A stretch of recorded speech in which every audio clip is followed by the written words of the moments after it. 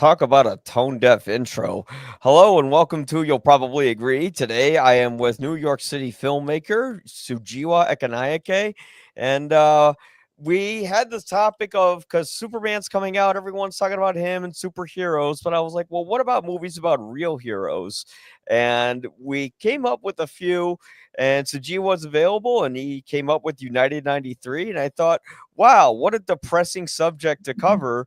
But at the same time, it really is a movie about heroism that's it's extremely painful to watch and harrowing. And before I get into any more of it, and I don't think this is a spoilery film because basically we lived it, but Sajiwa, would you like to give a little synopsis of United 93 and uh, uh, tell me your thoughts on it? Sure, I have a wacky new theory about it. The movie is great. I saw it several times. I don't think I saw it at the theater, but always on VOD or maybe DVD, maybe some other home format. Um, so I rewatched it again. It's about the hijacking of United 93 airplane during the 9/11 attacks. And it's shot like a documentary, feels like a documentary, a war documentary, especially. So rewatching it, it's a sad real world story related to a tragedy that a lot of us lived through. The difficult 9/11 attacks day, I guess, and then the aftermath. Um, when I was rewatching it recently, a couple of days ago, it reminded me of Battlestar Galactica, the remake, because both of those shows, the movie and the show, are about the start of a war, and uh, and they're about a surprise attack, and people and the government trying to figure out how to respond to a completely unexpected surprise attack. Yeah. I remember you sent me that metaphor yesterday or that comparison, and I kind of scoffed at it. I'm like, Battlestar Galactica, this is 9/11 we're talking about. But then, I thought about it. I'm like, well, if you look at Andor, it sort of exploits all the revolutions we've had throughout histories and the genocides we've had and incorporated it into a Star Wars show. So I could see how that works. But yeah, this movie, when I saw it, uh, yeah, it's the best movie about 9/11, hands down, that's available. It came out in 2006, and I remember within that same year, World Trade Center came out, and that movie did all the things that I don't really like about movies that are about tragedies that United 93 didn't do. United 93 isn't just a movie about heroism. It's a movie about terrorism and how we react to it and how easily our institutions can fail us when we're faced with an unimaginable crisis. If you listen to Paul Greengrass's audio commentary on the DVD, which I own, it's really insightful. But he wanted to make a movie that was sort of about how America didn't really fail, but they didn't know what to do, and how Well, most it looked like a failure in some parts, yeah. Air Force wise, according to the movie. Yeah, because one thing that I kind of questioned is after the second plane hit the tower, why didn't they just land all aircraft then instead of waiting for the other aircraft to hit the Pentagon?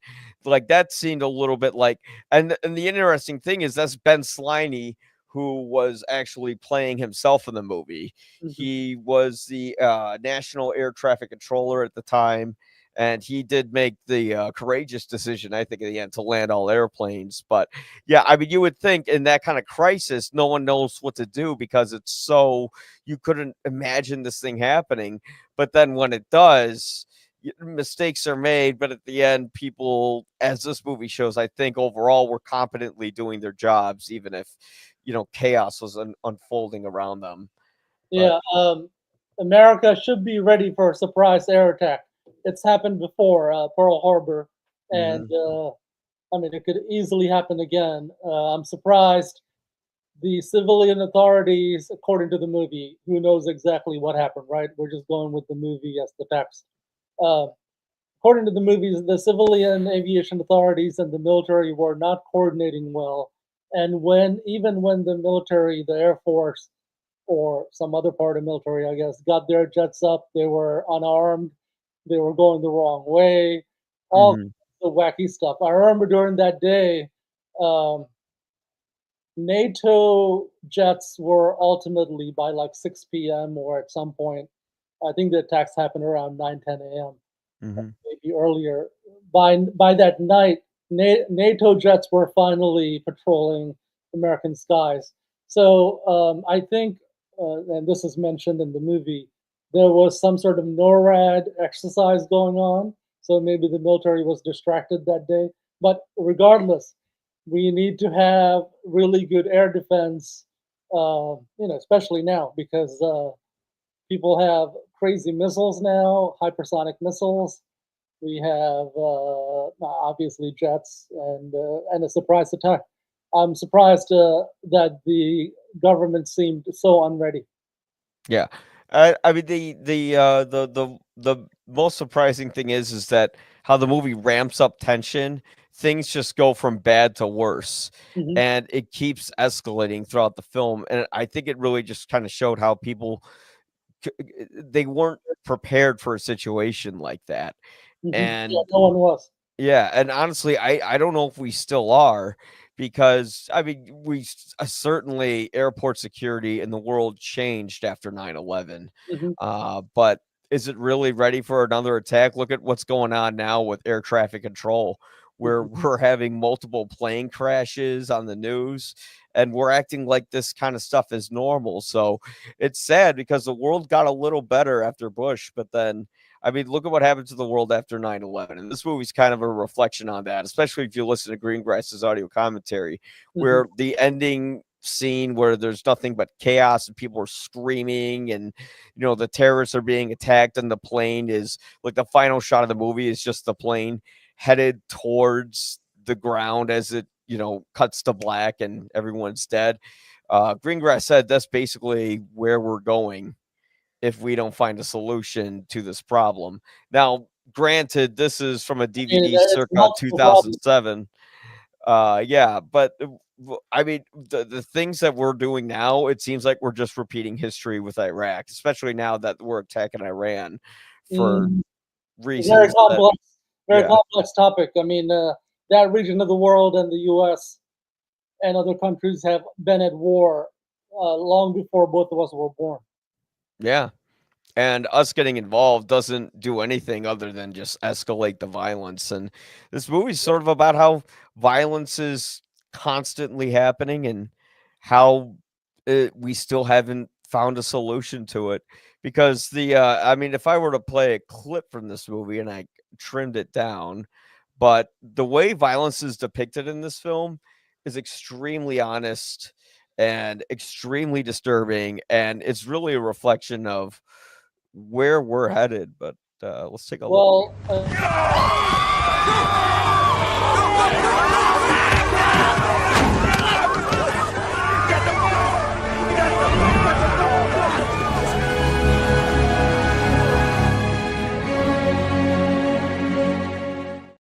Sorry, I didn't mean to cut you off. I didn't know you were in the middle of such. I hit the button before you spoke, but you look at that, it's like this isn't when we see a movie about heroism like this, it's not a rah rah go America, let's get the bad guy sort of thing.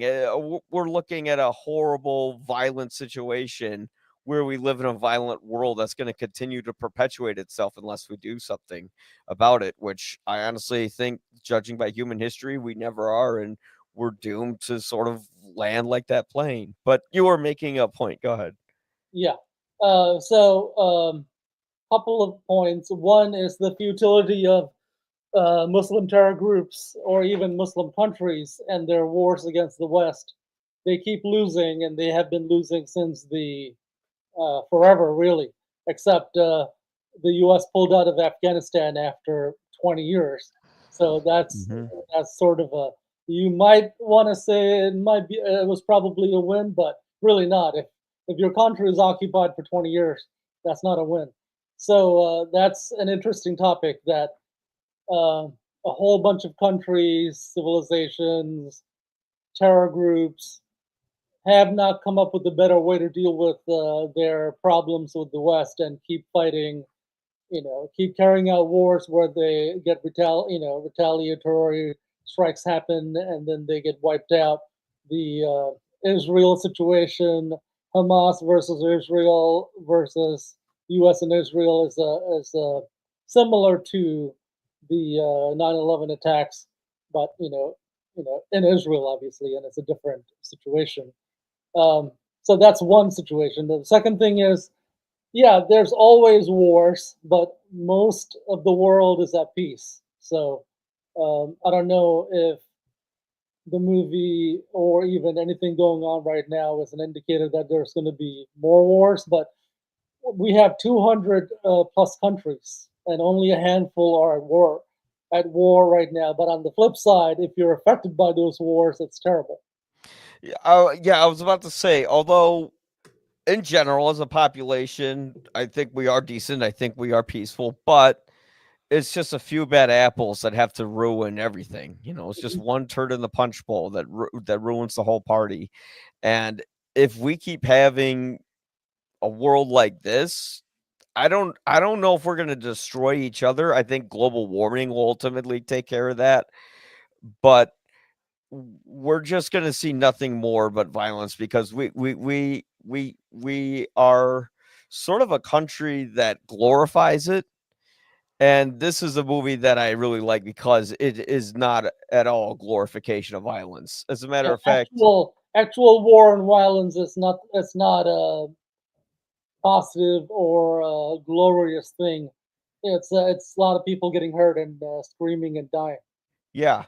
And I mean there's a great quote from Greengrass where he says he when he approached the families of the passengers on how to do the movie, one of the widows of one of the passengers says, "There's nothing you can do in this film that will match in my mind what I will have forever." And Greengrass sort of used that as a mission statement for his film, to always remember what this looks like and why we need to change things. It's not a celebratory film. It's not like World Trade Center where everyone's, sort of like arm in arm with each other and in love and united. It's like, yeah, the movie is about being united. I mean, it's literally in the title. It could have been called Flight 93, which is a TV movie, which is a little Mhm. opposite, but this is United 93. It's about how the country and the world, because this movie isn't made by an American, this movie is made by a British guy. And it's really about how the world came together when facing terrorism, Mhm. because that's that's something that doesn't represent humanity, and how the few brave have retaliated against that, even knowing that they were going to fall to their doom. Yeah, it's a war movie that shows the results of a surprise attack by a terrorist group on civilians, Yeah. and some civilians uh, apparently we are hoping and guessing fighting back and doing something about it. I mean, no one is, I mean, as far as I know, we're not certain exactly what happened on that plane, but as the movie says, it didn't hit its target as intended by the terrorists. So, overall, in general, it's a positive movie because it shows ordinary people fighting terrorism. But yeah, it's a war movie, and it can be a depressing war movie, but it is really well made. As far as filmmaking goes, it's something interesting to check out. Yeah, I mean, the thing that works about it, and we touched upon this earlier, is its pseudo documentary style. Right. The movie does cast a lot of actors, but it also casts a lot of people who are not actors who are playing themselves. For instance, I think her name was Sydney, or Sydney Bradshaw or something like that. She played the flight attendant, and she was just playing a flight attendant. She's an actress, but she's also a flight attendant, and I think she still is. I looked her up recently. Uh, that's interesting how they have that. When the main guy who's galvanizing everyone in the plane to fight against the terrorists, he doesn't. Tom Burnett. was his name, and he was played by Christian Clemenson. He doesn't look like your typical Brad Pitt, movie star superhero. It's like this balding, body positive guy who ends up bringing a bunch of people together to, do an incredibly heroic thing that most people wouldn't do. I mean, I'll be honest, if I was on that flight, like they show people in this movie, not everyone on the flight was fighting back. Some did. I'd be one of the people like crying on the phone or something like that. That would be me. Um, but the way it mixes non-actors with real actors gives it a sort of inner reality.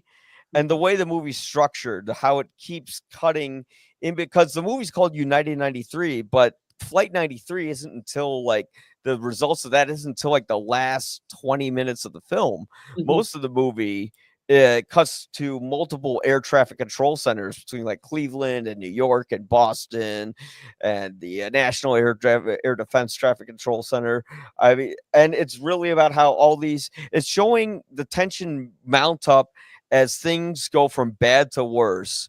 When we see the planes hit, there's that great moment of total silence. I love how they handle that scene. When you see, because you only see the World Trade Center from a distance in that movie. You only see it through someone's binoculars and on the TV. And when we see that first plane hit, or it could have been the second one, but it was the second one. I'm sorry. When we see that plane hit, there's just that silence, and you just hear that one guy scream. And that kind of, just that little scream captured exactly how I felt like when I saw it at that moment. There's total silence, but there's that one person who lets out what everyone else is feeling. And this movie just feels realistic. It feels like you're watching a documentary. It's kind of like a reflection of the analog age in a way, because this is like the final era of like VHS tapes and all that. And this is sort 2000, of, yeah, this is 2001, right? Yeah, yeah, it's the yeah. end of the analog, start of the digital age. Yeah, yeah, because around 2006 they started going to like memory cards and stuff like that, and it could have been even earlier. But Yeah, 2001, I had a mini DV camera that still yeah, used tape. yeah, I have a lot of mini DV tapes I need to digitize, and I need to get a camera to run them on. But yeah, I mean, you look at this and you feel like you're watching a historical document more Mhm, than you're watching a movie. mhm. There's no heroic music, there's no movie stars. It's just real people in a real situation, Yeah, I and like the filmmaking style a lot. It's yeah, something that's a style that I'm using in my movies, especially the current one, 53 Spaceships. And as I mentioned earlier, the that style is used, war documentary type hmm, style is used in Battlestar Galactica quite a bit in the remake series. So I really like that style. It's something that could be done with a camcorder and kind of like news gathering, and that's what they were mimicking throughout the movie. yeah, it felt like you were watching news footage of something, Mhm. although it was like more like documentary footage, and they didn't go too far. They could have Same pulled kind of the cameras. Yeah, they could have pulled a Danny Boyle and filmed it on DV, but they film it on just basic 35 mil. I think it could be Super 16. I'm not sure. But Um, yeah, regardless of the film format, the yeah, framing and the camera work is straight out of documentary, news, war, cinematography. yeah, which is Paul Greengrass's usual style. If you see Bloody Sunday, that was like his first kind of tragedy movie he did, and Hmm. then he did the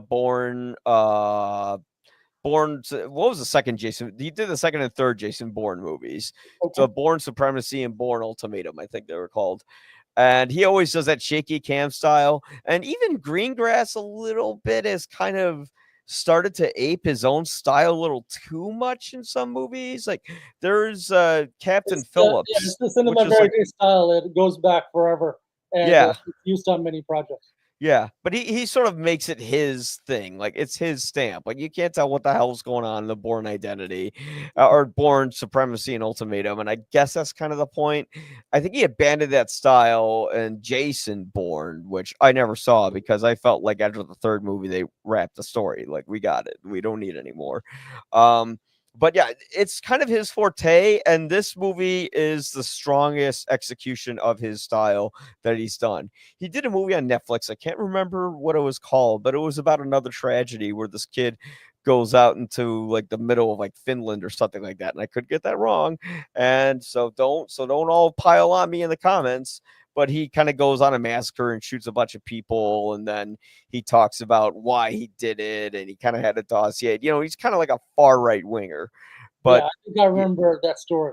yeah, yeah, that one was pretty good. But like even Greengrass, he's kind of like I thought Captain Phillips was one of his weaker adaptations, especially with how inaccurate it is. I like that movie. I mean, I don't know how accurate it was, but I like the movie. Yeah, like I like the final few minutes because it felt very real, where Phillips just completely starts breaking down and crying, and they have to calm him down. Like I'm like, okay, that's a real emotion. Um, but Yeah, I don't think it I like needed. his filmmaking style in that movie, and also in United 93. Yeah, I feel like it didn't need to star Tom Hanks though. Like it could have had a no namer like '93 did, and I think that would have been much more resonance. But I get it; they No, have to sell the movie. You have to get a star. As Captain Phillips, the main character. So that was done well. Yeah, and the interesting thing they do with the characters in this movie is that you don't really hear anyone's name, although this movie is dedicated to all the people who died on the flight. And I think even on the DVD, you can like go through the obituaries of each person, Mhm. and but you never hear anyone's name, and I think that's outside of the flight attendant when she's on the phone, because I think and Shauna, the military advisor, which I thought she did a great performance, where she actually played herself like as a military person. Like when they tell her, when the main general is talking to her and he says to her, okay, what's going on with those flights? She kind of like hesitates a bit because Mhm. it's like fucking 9/11 just happened. She doesn't know how to react. I thought that was very well done. But yeah, the thing about this movie is that people, they don't have names because they're a reflection of us. It's about how we felt on 9/11 and how we all played a role in that day, whether we saw it on TV or we were around the destruction, or God forbid we were on one of those flights. But I think that's kind of why they went with that choice, because there's no real protagonist in the movie. It's Well, just it's a a collection of documentary like people. retelling of a real event. So Yeah, it's just a you don't collection of really have, people. unlike Captain Phillips, which is focused on a single person primarily. Yeah. This storytelling method is just showing the events, picking items that are of interest, and driving everything towards United 93 and wrapping stuff up. You know, if you, I don't know, you saw the remake, Battlestar Galactica, the remake, right? I've never seen any of Battlestar Oh, Galactica. so that makes sense as to why Yeah. you don't understand the connection. If, Yeah, yeah. I'm if gonna you guess it watch looks a lot the, different now than it did like back in the early 2000s or 90s. It probably has high production value now. no, you gotta, no, you need to check out the first 2 or 3 episodes, the miniseries that launched it, Uh-huh. and the Battlestar Galactica, the remake came out around 2006. Mm. I bet they looked at United 93 because a Hmm. lot of the the military stuff that uh, we see almost the same thing in Battlestar Galactica. The entire military that we see on the show, I think it's a hoax or it's not happening. It's not real because the Cylons hadn't attacked in 40 years, right? And Mhm. that's something that in the beginning of United 93, the air traffic controllers keep saying. Last hijack was like 40 years ago. Like last hijack was like 40 years ago. How come there's a hijack? That makes no sense. Most likely this is an error, right? So that kind of conversation and no one being ready, the military people not being ready, that's shown almost in very similar ways, except the general or the central military character in Galactica takes it seriously, and pretty quickly they learn that it's happening for real. So if you liked to any degree United 93, check out the miniseries. I'll send you the link for Battlestar Okay. Galactica, the remake. It's You'll see all the similarities. Mm. I wouldn't be surprised if they looked at United 93 and worked off of that. Hmm. That is a good. That's interesting. And I see a lot of movies that copy this style, but they don't quite nail it the way Greengrass did. You Hmm. know, and I really think that's thanks to his structure in the film because the movie plays like a thriller, but it also plays like a eulogy, and it balances both of those styles really well. And It's more like a thriller. I think it's not as reflective as Eulogy, or I mean, this is not like a regular fictionalized movie could be made from that story, and it could be done slower, slow cameras, music, sort of a Spielberg type, yeah, filmmaking. that wouldn't work at all. It would But be too sentimental. United 93 did something else. It's keeping you in the moment, Hmm. and it's trying to show things as realistic as possible, fast and confusing. So it's you are there kind of filmmaking. So it's uh, it's not the typical way of doing a story about a historical event. Yeah, and that's what I like about it because I think about it. It's like, what would this movie look like if someone like Michael Bay did it? We get like another Pearl Harbor, or what if the softer now Oliver Stone did it? How would that movie look? Which one? If Michael Bay directed this, or like Oliver Stone, circa like early 2000s. Yeah, it would be a different movie. Yeah, it would be too sentimental, it would be too soft, it would be too heroic, and this movie leaves you with more questions than it does answers. It just shows you literally how everything unfolded and the failure within the American military system to stop it, and also how, just regular average Joes did one of the most brave things you could imagine, and when we We should say that no military could have stopped. I mean, the intelligence agencies failed in trying to stop the entire plot before it happened. But once the attack began, it's a surprise attack, and this kind of thing is very difficult to stop by any military. Um, that being said, obviously, it would be better if the Air Force had a plan, and they coordinated with the civilian authorities as soon as planes start flying into buildings, right? That would make us all feel more comfortable. Yeah, and the one aspect of the movie I really enjoyed stylistically, I liked John Powell's score to the movie Hmm. because it just feels like breathing, and then it kinda ramps up the tension, and then it ends, with absolute chaos, Hmm. but it all is very tastefully done. It doesn't feel like it's playing generic tension tracks. Hmm. It's more like it's ramping up to a depressing ending, because Well, when you the event was so out of the ordinary. You yeah, don't really need to use a lot of filmmaking tropes, yeah, filmmaking approaches to make it even more dramatic. What the movie did, which is trying to show it like a documentary, is the best way to do that kind of a movie, to cover an event like that and have it be interesting and engaging. yeah.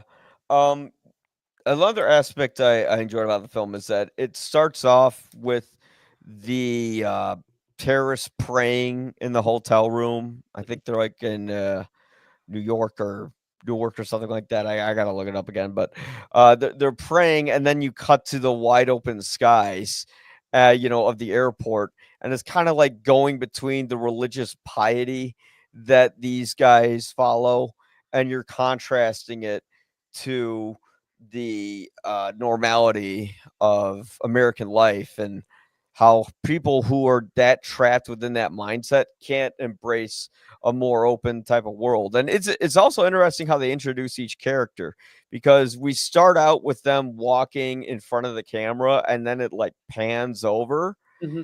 and I think they're trying to say like these guys are about to walk into the final days of their life, or about to walk into the day that's going to change their life forever. So I thought Well, that I was think a very the interesting movie choice. tries to not make commentary like that as much as possible. They're just showing what they think happened. But because the event is so unusual, when you put those shots together, it creates in the audience we see stories in that about what you said about the religiosity versus the open skies. America is a very religious country, Oh but you yeah. don't have the same level of religious violence that exists in the Middle East. So yeah, in that sense, this is you know, typically America has less problems with extreme religious people. Yeah, that is a good contrast between the religious terrorist and then shots of the sky. Yeah, yeah. I kind of ripped it off because I was listening to the audio commentary, but I did pick up on that myself when I was watching the movie. I said the prayer in the beginning is chilling, just how people weaponize religion is sickening, and then there's a dichotomy between the closed hotel room, the open spaces of the airport to show how the antagonists of this film have a closed off sort of mentality, as Americans are more free thinking and they despise that. But Well, we America also does a lot of wars. oh yeah. I mean, So, but the we don't have that level of small group individuals and not non-official military action or terrorism happening inside the U.S. as much as they happen in other parts of the world. But mhm. I mean, this is a different conversation.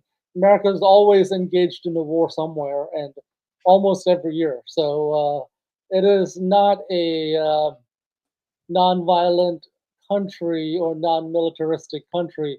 It's just a lot of the fighting is not inside the country. Oh yeah. No, and I'm not saying we aren't. And I think we really failed after 9/11. I think initially we were going the right place, going after Afghanistan. But then along the way, we went to Iraq because we said they had WMDs, and of course they didn't. And I think that was just a whole excuse for Cheney and his guys to get that oil money. And it's sad how America exploited a tragedy so then they could end up profiting from it.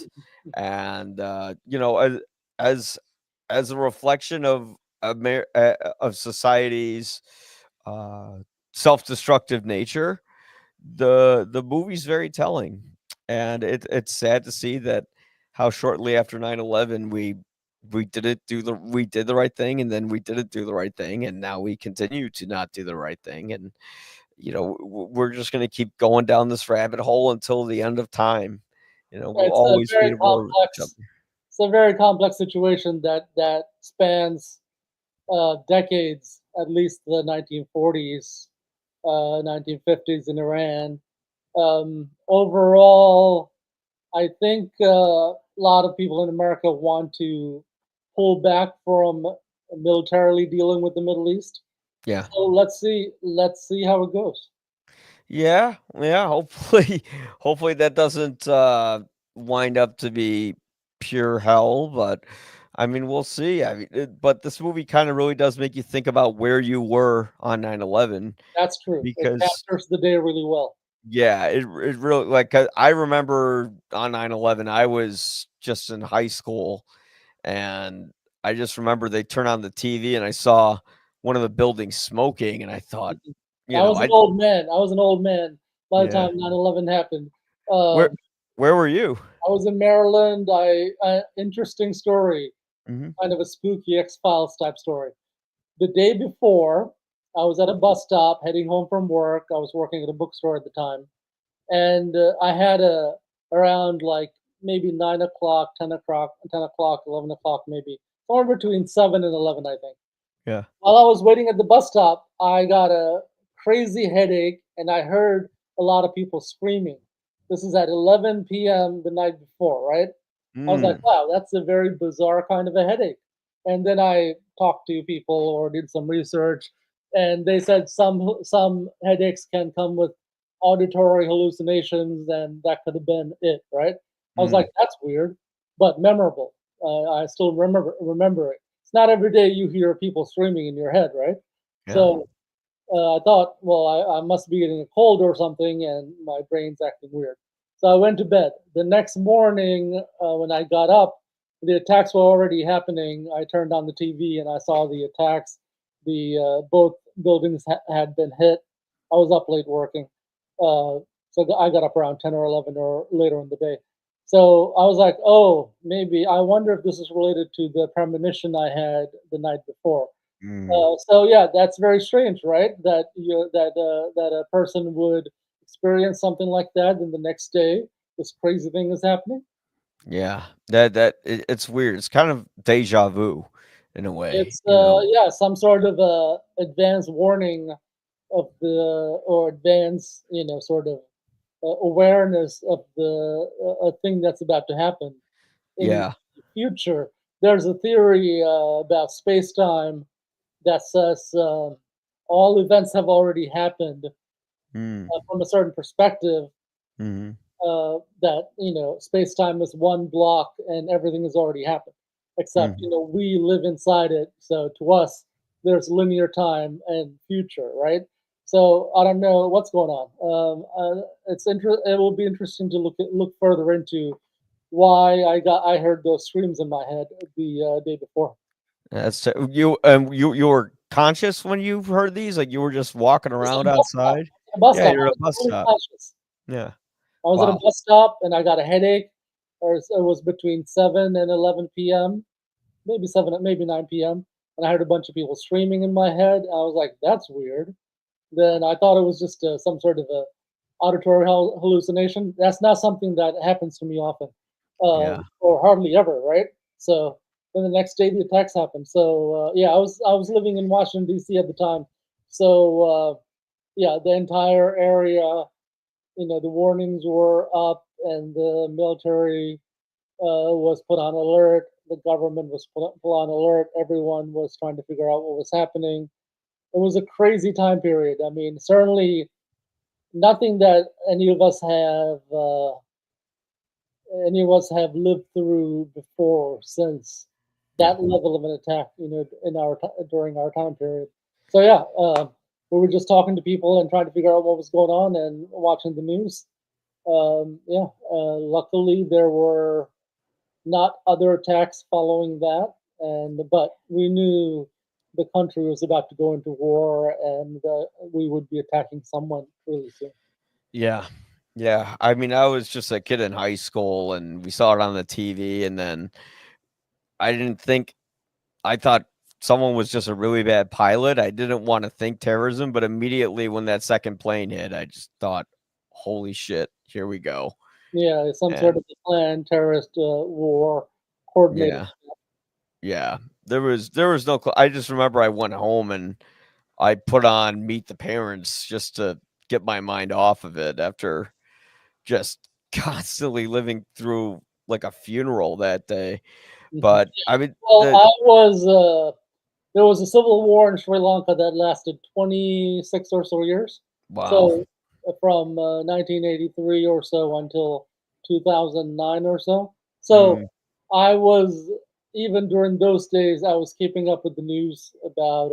I was born in Sri Lanka, mm. and I moved here when I was around 12, a long time ago. And so I was used to hearing about wars, but certainly nothing like that, like the 9/11 attacks had happened in the U.S. during my time. Yeah.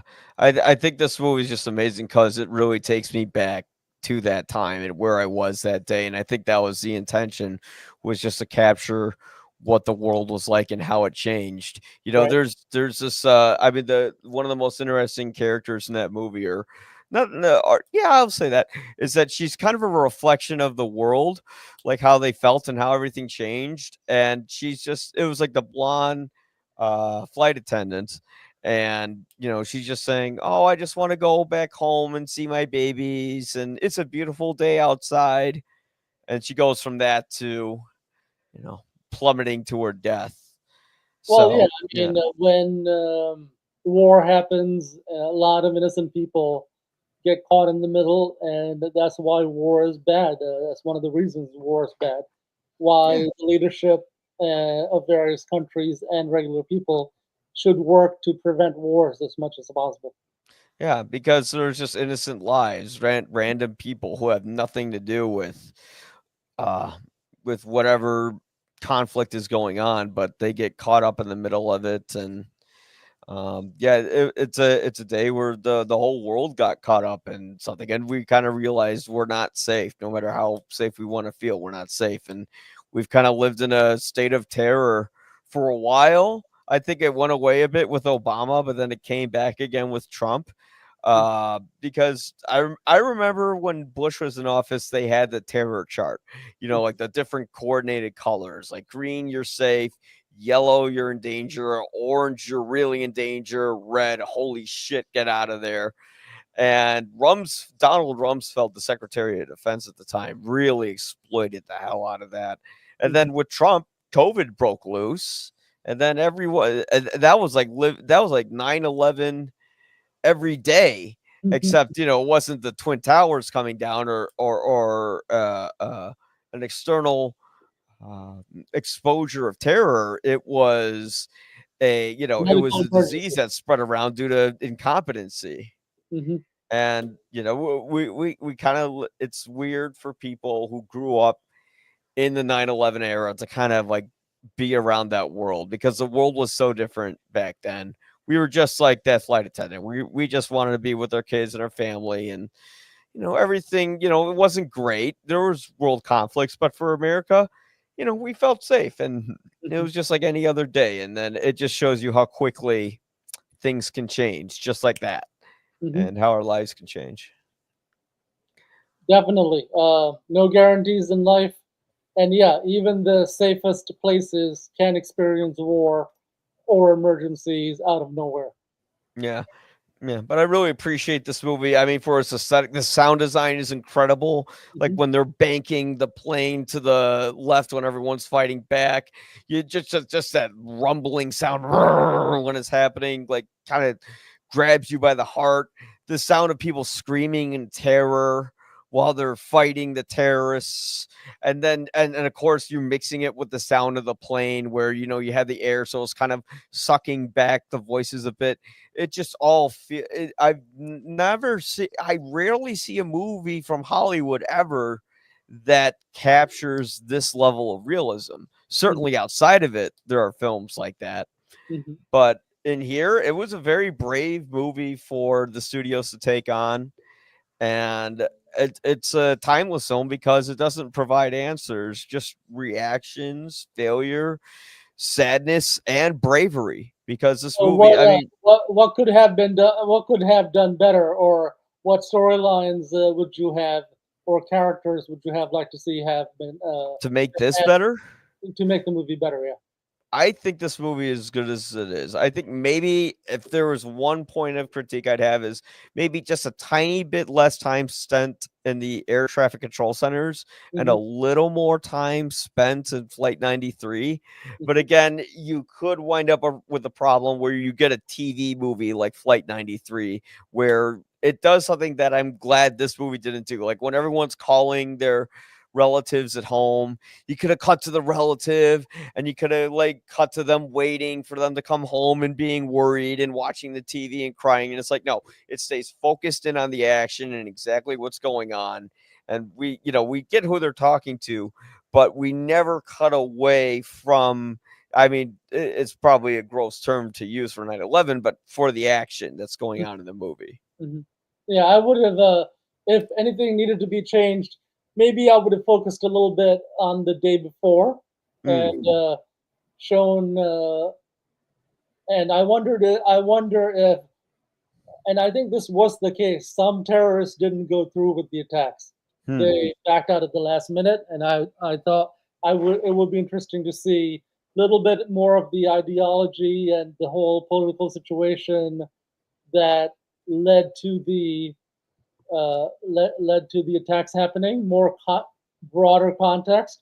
Maybe maybe the coordinators in another part of the world, and maybe the U.S. government the day before, what they were doing. How why they were not ready to respond to this air emergency. I would have shown a little bit more of the day before, Yeah. and then uh, stuff that was happening during the day is pretty good. Maybe we could show a little bit. I mean, we could track starting at some point a Air Force pilot or a team of pilots and show the confusion that they were experiencing, right? Being Mm, sent to the wrong place, and the whole dilemma about having to shoot down passenger airplanes full of, hundreds of people. I mhm, read at the end of the movie that the president authorized the military to shoot down airplanes, mhm, mhm. but the military brass thought it would be too much of a problem politically. There could be accidents and a lot of people could die. So they didn't pass on the okay to shoot down civil planes onto the pilots. So Yeah. that would have been an interesting thing to show, right? And also, I could add maybe the government, the president, and other people responding to an insane situation that no one really had thought of up to that point. Yeah, I don't know if I'd wanna cut to, like, what's going on with the presidents and all that, just because then you'd be having an actor playing Bush, and the whole audience would be thinking about, "Oh, he doesn't look like Bush, or he Well, does," and yeah. this is just looking at Yeah. how what changes could have been made, how it could be done differently. Yeah, no, I understand that, I understand that.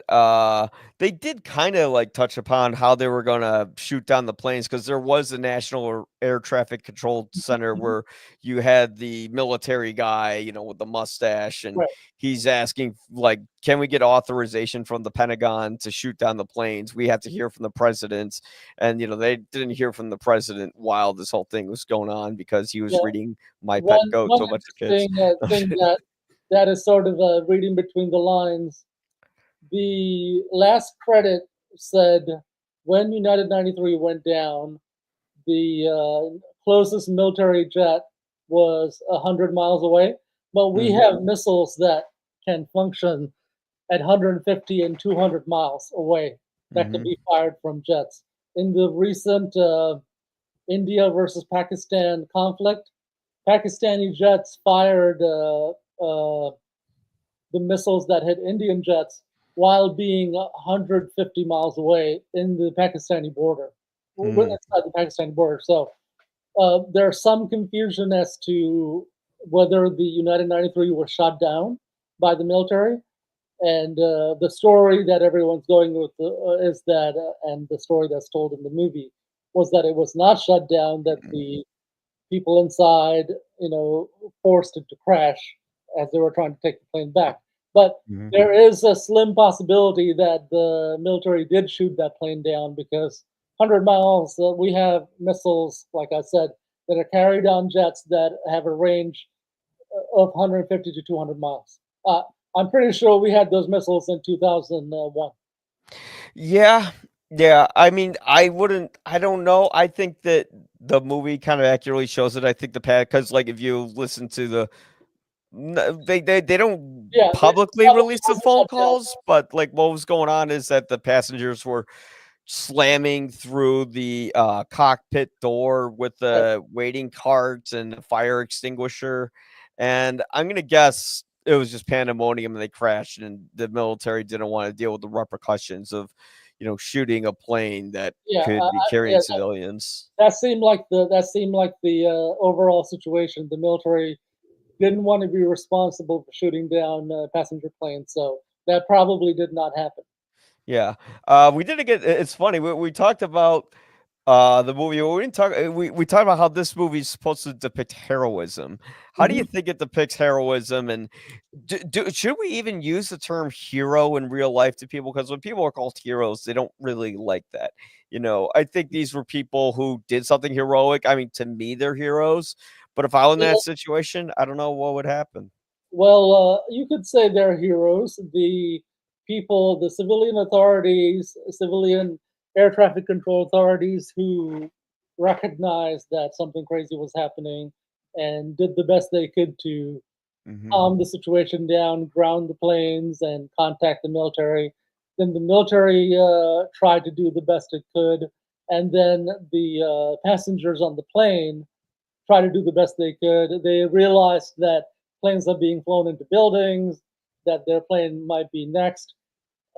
They tried to take the plane back, and they probably knew even if they couldn't take it back, even if they could crash the plane, that would be something positive. Um, Yeah. so you could say it is an unusual movie about heroes, people who rose to the occasion and did the best they could to try to prevent a worse situation, a worse attack. Yeah. Yeah, because I mean, if it weren't for these guys, they could have, and it's only speculated, but they could have crashed it into the White House. And Possibly, yeah. yeah, that luck. I mean, that's the target they show in the movie. That might have happened, but I mean, yeah, these guys did what most people wouldn't do, which is they realized we're not going to get home. We need to land this plane however we can, and we Mhm, had to fight back against these guys, and that's why it's the centerpiece in the movie, and that's why it's the title of the film, mhm. because it's about a world that fought back against hatred. And gosh, I hope we Well, don't wind up in a situation where we that it was showing a bunch of people fighting back against a surprise attack. That it's a war movie in a sense. It's a very unusual war movie yeah. because we're seeing it from the perspective.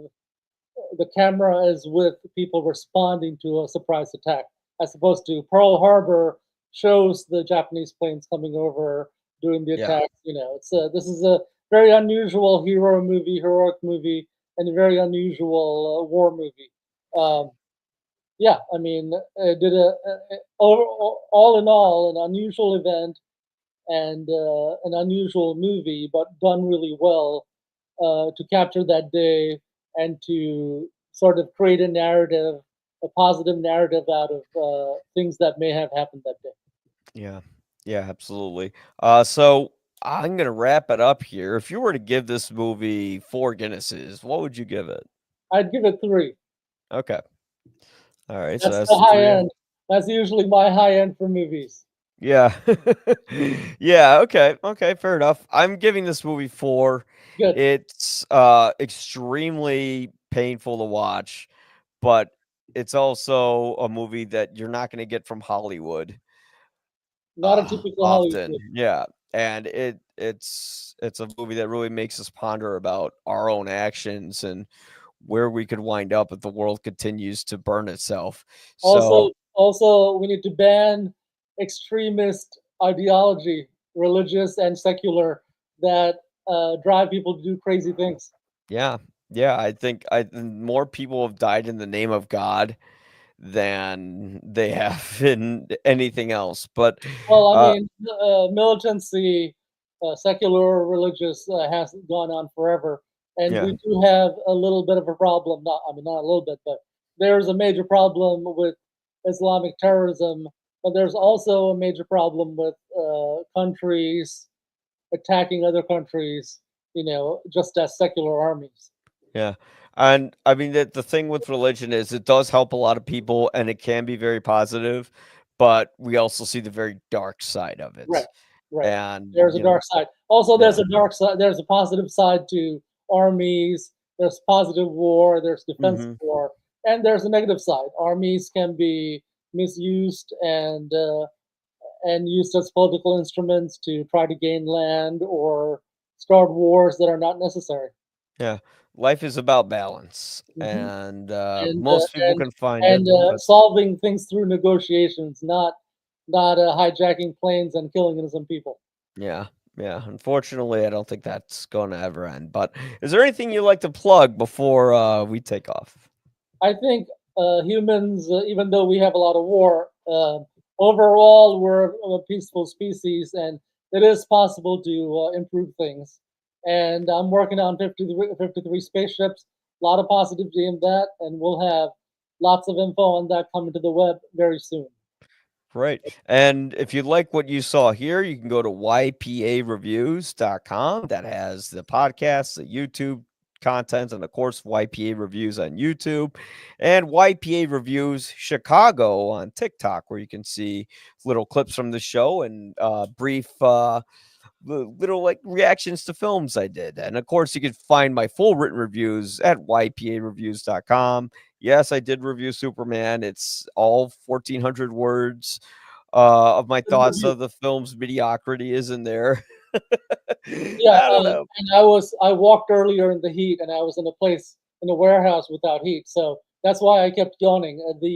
discussion is interesting. I'm just tired from the heat. I didn't even notice you were yawning, so yeah, it's fine.